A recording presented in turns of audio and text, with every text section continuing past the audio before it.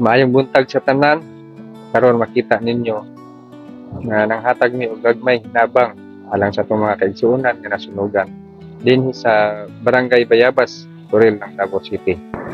Pinaagi sa among grupo nga Ram Alote UCP o Riders Association of Mindanao, nahimo kining posible pinaagi sa pag-donate sa matag usa namong mga membro o bisag ginagmay apan kung nalikom kini dako ra gyapon ni tabang alang sa atong mga kaigsuonan nga nasunugan.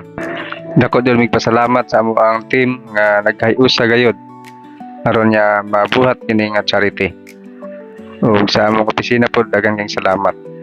Ug mao ni ang ilahang mga panimalay nga nasunog dinhi sa Bayabas, Toril, Davao City. Gani ingon pa ni ma'am nga dali ra kani kulayap ang kalayo tungod kay mga light materials lamang kini.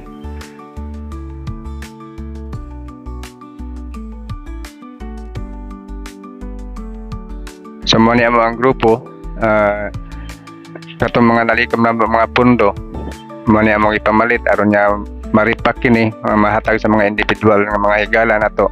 Mo na iingon nga bahala ginagmay basta makatabang lang ta sa atong mga kaigsuonan nga dako na kining kalipay nga to sa ila. Mapasalamaton dahil kuno sa buang team, labi na sa mga presidente, sa mga admin o opisyalis, o sa mga membro nga ni Tambong o ni Team Bayayong ni ining charity. Dagan kayong salamat o labi na po ang among opisina.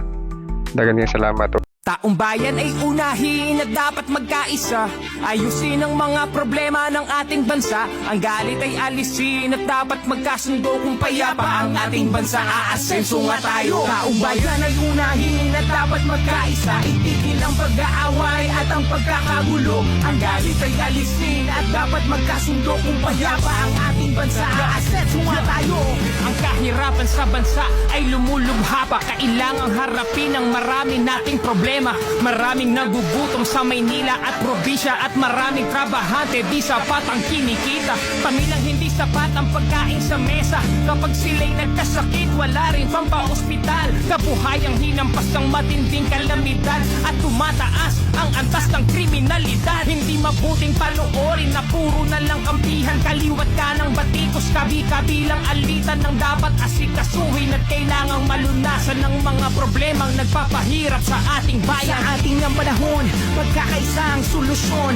Magtulungan tayo, ito ang kailangan ngayon. Dapat nagkakaisa para payapa ang bansa. Pagkakaisa ang kailangan, di pamumulitika. Taong bayan ay unahin at dapat magkaisa.